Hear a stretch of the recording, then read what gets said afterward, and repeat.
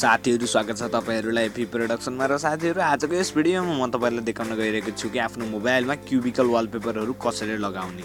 जस्तै साथीहरु तपाईहरुले मेरो स्क्रिनमा देख्न सक्नुहुनेछ कि कति मजाले क्यूबिकल वालपेपरहरु चलिरहेका छन्। तपाईहरुले पनि आफ्नो मोबाइलमा यस्तै गरी क्यूबिकल वालपेपर लगाउन सक्नुहुनेछ वन क्लिकमा नै।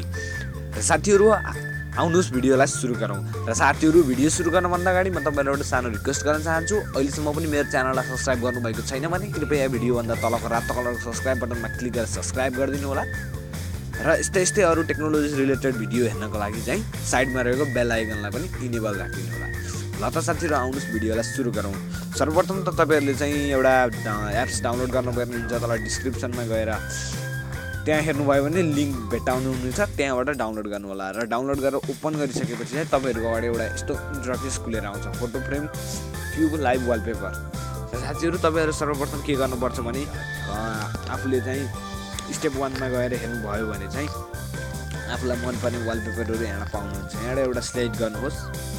यदि म क्यूबिकल वालपेपर राख्दिन, म यिनी वालपेपर प्रयोग गर्छु भने पनि पाउनुहुन्छ। त्यसको लागि चाहिँ सेट एज होम वालपेपर गरिदिनु भयो भने चाहिँ यस्तो कति राम्रो तरिकाले वालपेपर सेट हुन्छ। र होइन भने क्यूबिकल राख्नको लागि चाहिँ यस्तै एउटा चुज गर्ने अनि त्यसपछि सेकेन्डको अप्सनमा गएर यहाँबाट चाहिँ एउटा फोटोमा चाहिँ फोटो अप्सनमा क्लिक गरेर एउटा यसरी फोटो चुज गर्ने र चुज गरिसकेको फोटोलाई चाहिँ यसरी गएर लगाइयो भने हुन्छ।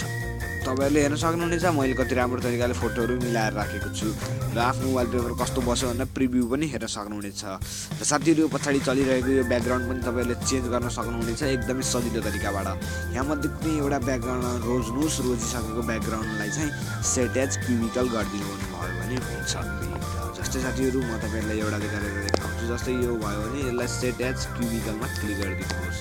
यति गरिसकेपछि चाहिँ प्रिभ्यू हेर्नुभयो भने तपाईको सेट भइसकेको हुनेछ। र त साथीहरु यही थियो आजको भिडियो तपाईहरुलाई कस्तो लाग्यो मन पर्नेमा लाइक गरिदिनु होला, साथीभाइसँग शेयर गरिदिनु होला। के सल्लाह सुझाव प्रतिक्रिया भए कमेन्ट बक्समा लेखिदिनु होला। र अर्को पटक आउँदा यस्तो नयाँ टेक्नोलोजी रिलेटेड भिडियो लिएर आउने नै छु। तबसम्मको लागि चाहिँ म बिदा हुन्छु। हजुरको साथी अविनाश। जय नेपाल। एपी प्रोडक्सन हेर्दै गर्नु होला।